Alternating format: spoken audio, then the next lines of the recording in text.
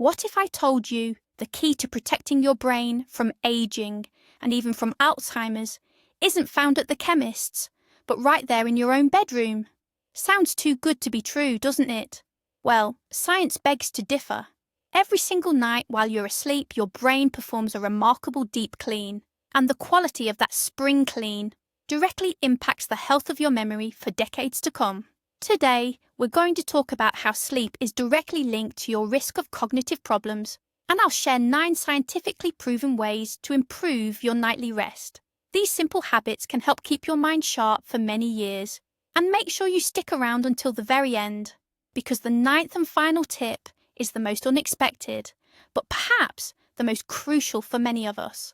Before we dive into those practical steps, let's take a quick peek inside your head for a moment. Imagine your brain as a bustling metropolis, a busy city that operates 24/7. During the day, it's constantly processing information, solving problems, managing your movements. All this intense activity creates a lot of metabolic waste. One of the most dangerous types of this waste is a protein called beta-amyloid. Scientists believe that its buildup, forming what are known as amyloid plaques, is a major contributor to neuron death and the development of Alzheimer's disease. Now, at night, when you drift into a deep sleep, an amazing cleaning system activates in your brain. It's called the glymphatic system. You could think of it as your brain's very own nighttime cleaning crew, literally washing away all these toxins. If you don't get enough sleep, or if your sleep is shallow and broken, this system simply can't do its job properly.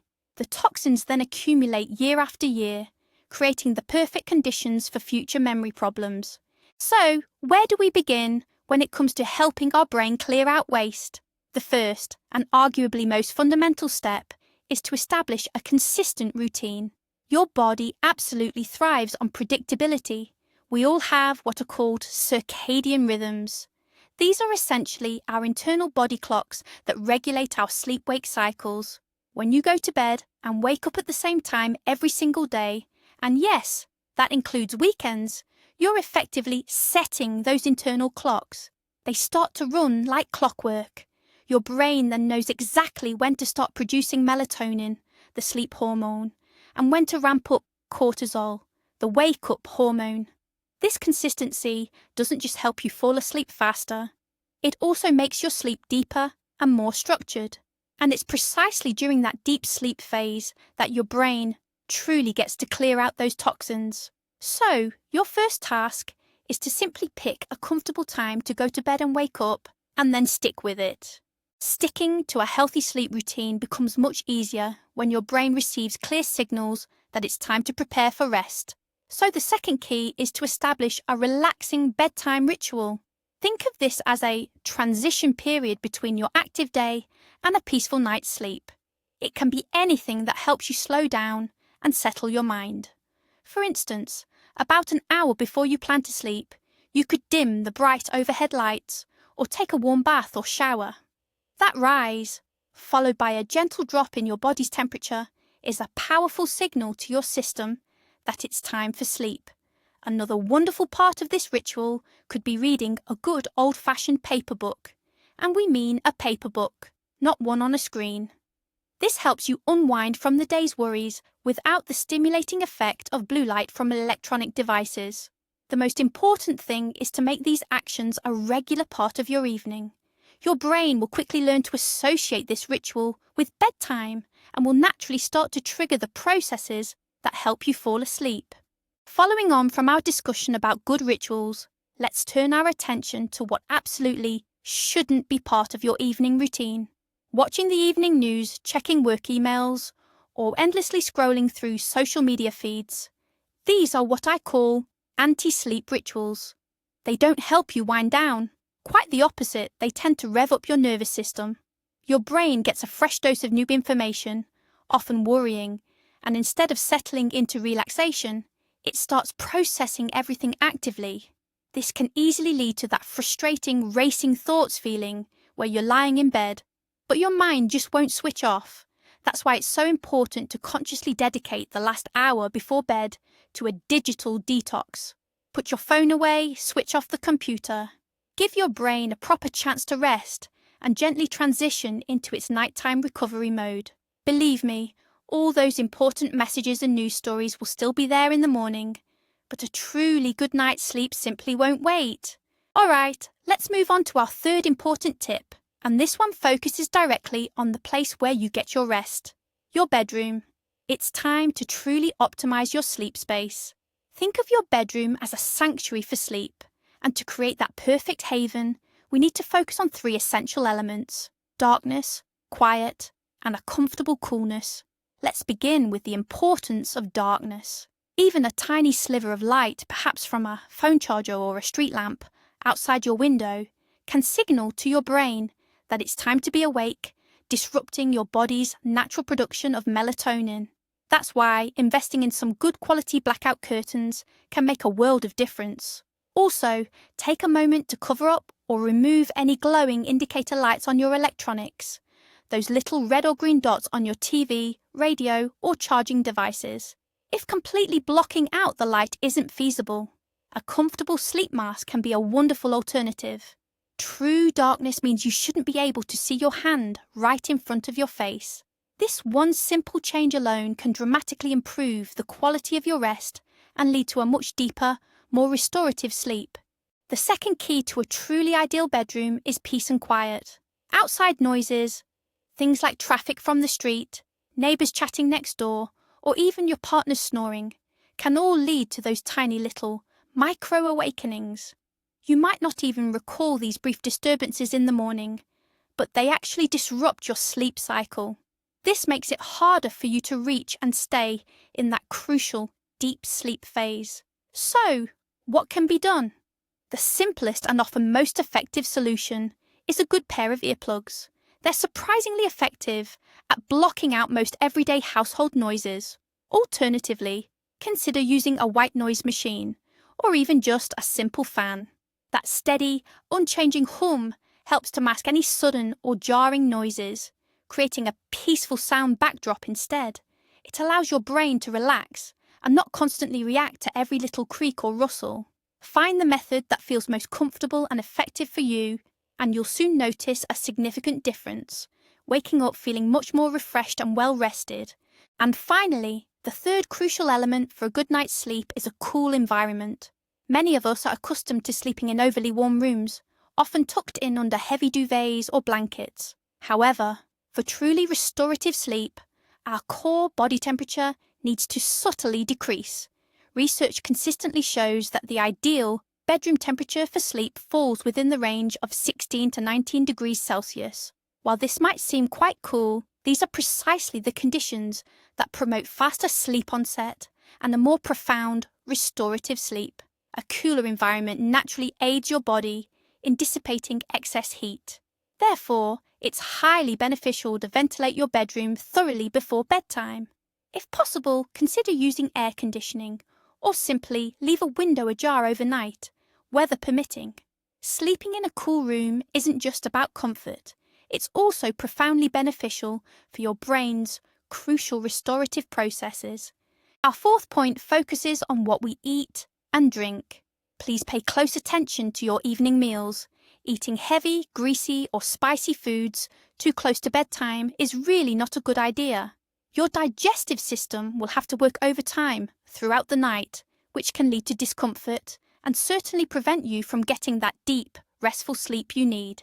Aim to finish your evening meal about 2 to 3 hours before you plan to go to bed, and try to make it a lighter option, perhaps rich in protein and fibre. Naturally, steering clear of caffeine in the afternoon is very important. Do remember that caffeine isn't just in coffee. It's also present in teas, especially black and green varieties, as well as in chocolate and some fizzy drinks. The stimulating effects of caffeine can actually last for 6 to 8 hours. This means that even a cup of coffee enjoyed at 3 o'clock in the afternoon could still be affecting your ability to fall asleep soundly by 10 o'clock that evening. Let's talk for a moment about alcohol. It's a common belief, isn't it, that a glass of wine or something a little stronger can help us relax and drift off to sleep more easily. And there's a grain of truth to that. Alcohol does have a sedative effect, and it can certainly make you feel drowsy quicker. But that, I'm afraid, is where its benefits truly end. Once that initial feeling wears off, alcohol actually starts to undermine the quality of your sleep.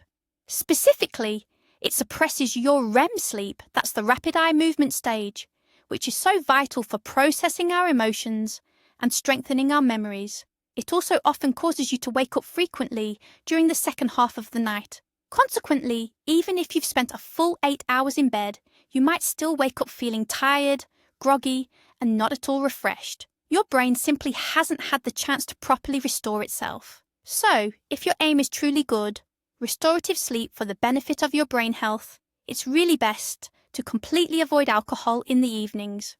Good news though, some foods can actually be quite helpful for a good night's rest. If you find yourself feeling a bit peckish before bed, a light snack can be just the ticket. Look for foods that contain tryptophan. It's an amino acid that helps your body produce serotonin and then melatonin, both of which are key for sleep. You'll find plenty of tryptophan in things like turkey, bananas, nuts, almonds are particularly good, and pumpkin seeds. A little bit of complex carbohydrates like a small slice of whole grain bread can also be beneficial. They actually help the tryptophan get into your brain where it can do its work. Another lovely idea is a warm cup of herbal tea, perhaps chamomile or peppermint. They're known for their gentle, calming properties. Just remember, the trick is to keep your snack truly light. We're not talking about a big supper here. That way, you can satisfy your hunger without putting a strain on your digestive system right before you try to sleep. Our fifth tip for a truly restful night is to make sure you're getting some regular physical activity. Try to keep moving throughout your day. Dozens of studies confirm what many of us already feel. People who are regularly active tend to fall asleep quicker and enjoy a much deeper, more restorative sleep. Exercise also helps to lower stress, lift your spirits, and even regulate your body's natural sleep-wake cycle. Just 30 minutes of moderate activity each day, whether it's a brisk walk, a refreshing swim, a gentle bike ride, or some calming yoga, can make a world of difference to your night's rest. When you exercise, your body temperature rises, and then as it gradually cools down in the evening, that drop in temperature actually signals to your body that it's time to prepare for sleep. What's more, being active helps to use up any excess energy you might have, which might otherwise keep you restless and prevent you from settling down come evening. The most important thing, of course, is to find an activity you genuinely enjoy. That way, it won't feel like a chore. However, there's one crucial detail we need to talk about: the timing of your exercise. While staying active during the day is incredibly beneficial, really intense physical activity right before bedtime can actually work against you.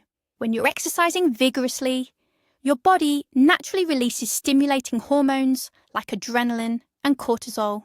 Your heart rate also speeds up and your body temperature rises. All these are signals for your body to be awake and alert, not to wind down for sleep. Your nervous system truly needs some time to settle down after such an intense effort. So it's best to try and finish any high-intensity exercise at least 2 to 3 hours before you plan to go to bed. On the other hand, light, calming activities in the evening, things like a gentle walk or some soft stretching, can actually be wonderfully beneficial and make a lovely part of your winding down routine. Our sixth piece of advice, and while it's a common one these days, its importance can't be overstated. Steer clear of blue light from screens before you go to sleep. The screens on our smartphones, tablets, computers, and even our televisions all give off light in the blue part of the spectrum. Our brains are naturally designed to interpret blue light as daylight. When your eyes pick up this blue light in the evening, your brain receives the wrong message. It's still daytime, far too early to sleep. In response, your brain suppresses the production of melatonin, that all-important hormone responsible for regulating your sleep. As a result, you won't feel sleepy, even when it's well past your usual bedtime. This throws off your body clock and makes it much harder to drift off to sleep. The effect is so powerful that even a quick glance at your phone in the dark can delay the onset of sleep by an hour or even more. So, what's the best way to handle this in our modern digital world? The ideal approach is to introduce what we might call a digital curfew. Try to put away all your gadgets with bright screens at least an hour, and ideally 2 hours before you plan to go to sleep. Instead, why not pick up a good old-fashioned paper book, have a chat with loved ones, or listen to some relaxing music, or a calming podcast? Now, if you absolutely must use a device in the evening, make sure to switch on its night mode. Or you could install special apps that warm up the screen by filtering out that blue light. While this isn't a perfect solution, after all, just engaging with content can still stimulate your brain. It's certainly better than nothing at all. Finally, make your bedroom a gadget-free zone. This helps your brain clearly associate your bed with just sleep and relaxation, and nothing else. Now, the 7th tip might sound a little bit counterintuitive at first, and it's this: don't lie in bed if you're not actually sleeping. It's a mistake many of us make. When we can't drift off, we tend to stay there, tossing and turning, watching the clock, and getting increasingly frustrated. The trouble is, our brains then start to associate the bed, not with rest and relaxation, but with worry and sleeplessness. This creates a conditioned response that can then make it harder to fall asleep night after night. Sleep experts often recommend what they call the 20-minute rule. If you've been in bed for about 20 minutes and still can't drop off, don't just lie there suffering. Instead, get out of bed, go into another room, and do something quiet and non-stimulating under dim lighting. Perhaps read a rather dull book or listen to some soothing music. The main goal of this approach is to help you break that unhelpful association between your bed and sleeplessness. Only get back into bed when you genuinely feel drowsy again. You might find yourself getting out of bed several times during that first night, and that's perfectly normal. Resist the urge to check the clock. It will only heighten your anxiety. Over time, your brain will gradually relearn to see your bed as a place for sleep, rather than for worrying. This method certainly requires patience, but it's remarkably effective against what's known as psychophysiological insomnia. Remember, your bed should really only be used for 2 things: sleeping and intimacy. Everything else, like working, eating, watching TV, or reading, should happen outside of it. This helps to establish a clear psychological boundary. Our 8th suggestion builds directly on the previous one and focuses entirely on our mental state. It's about managing stress and those often intrusive thoughts that frequently prevent us from sleeping. You see, we get into bed, and in the quiet stillness, all the day's worries and anxieties about the future can suddenly feel overwhelming. Your brain then tends to kick into a problem-solving mode, which is entirely counterproductive when all you want to do is sleep. To prevent this, it's essential to unload those thoughts from your mind before you even lie down. One of the most effective ways to do this is by keeping a journal. About an hour before you plan to go to sleep, set aside 10 to 15 minutes to write down everything that's on your mind or bothering you. You could even jot down a quick to-do list for the following day. The very act of putting these thoughts onto paper helps to organize them and significantly lessen their emotional intensity. It's almost like telling your brain, "I've considered all of this, it's now recorded, and you can truly rest." Beyond simply keeping a diary, there are several other wonderful techniques you might find helpful for quieting your mind. One excellent example is mindfulness meditation. The core idea is to learn to observe your thoughts without getting caught up in them. You simply acknowledge their presence and then gently allow them to drift away, just like clouds passing across the sky.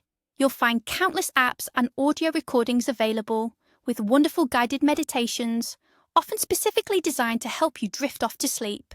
Another beautifully simple, yet incredibly powerful technique involves breathing exercises. Take, for example, the popular 4-7-8 method. You simply breathe in for a count of 4, hold your breath for a count of 7, and then slowly breathe out for a count of 8. This type of breathing actively engages your parasympathetic nervous system, which is the part of your body responsible for promoting deep relaxation. Repeat this process for several cycles, and you'll often find your body and mind begin to settle and calm down quite quickly. The key is to find a technique that truly resonates with you, and then try to make it a comforting part of your nightly wind-down routine. Finally, we arrive at our 9th And perhaps most crucial point for today. If you've tried all the suggestions mentioned, but your sleep problems persist, it's absolutely vital to get a health checkup and consult your doctor. Chronic insomnia isn't always just a matter of poor habits. It can sometimes be a sign of a more serious underlying medical condition. One of the most common and potentially dangerous conditions is known as obstructive sleep apnea. This is a condition where a person's breathing repeatedly stops and starts while they're asleep. These breathing pauses can last anywhere from a few seconds to a full minute, and they can happen dozens or even hundreds of times each night. Each time this happens, your brain is briefly deprived of oxygen, forcing it to wake you up just enough to restart breathing. You might not even remember these brief awakenings, but this kind of fragmented sleep doesn't provide proper rest and can cause significant harm to your entire body, especially your brain. Sleep apnea doesn't just cause severe daytime sleepiness and fatigue. It also significantly raises the risk of cardiovascular diseases, diabetes, and, perhaps most concerning for our discussion, cognitive decline and dementia. Chronic lack of oxygen and fragmented sleep prevent the glymphatic system, the brain's vital waste removal system, from functioning effectively. This leads to the buildup of beta-amyloid plaques. Common signs of sleep apnea include loud, interrupted snoring, morning headaches, high blood pressure, and persistent tiredness. If you or your loved ones notice these symptoms, please don't hesitate to consult a sleep specialist. Modern medicine offers effective treatments that can significantly improve sleep apnea. Remember, this information is for educational purposes only and should not replace professional medical advice. Prioritizing good sleep is a fundamental part of looking after your overall health. So, let's sum things up. Today, we've learned that quality sleep isn't a luxury, but an absolute necessity for our brain's health. At night, your brain actually performs a vital, deep clean, flushing out toxins, whose buildup is strongly linked to Alzheimer's disease. We've gone through 9 powerful ways to help it do this: sticking to a consistent routine, creating a relaxing bedtime ritual, optimizing your bedroom for darkness, quiet and coolness, being mindful of your diet and drinks, getting regular physical activity, avoiding blue light, getting out of bed if you can't sleep, managing stress, and, when needed, speaking to your doctor. The key takeaway is this: looking after your sleep is one of the very best investments you can make in your future cognitive health. And the truly wonderful part? You'll feel the positive effects not sometime far off in old age, but as soon as tomorrow. Your mood will improve, your concentration will sharpen, and you'll have much more energy. You'll start actively protecting your brain from Alzheimer's, and as a lovely bonus, you'll gain a more vibrant and productive life right now.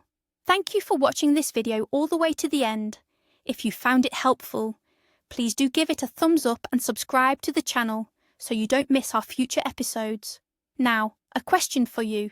Which of these tips are you going to try out today? Or perhaps you have your own secret for a really good night's sleep. Please share your experiences in the comments below. Let's have a chat.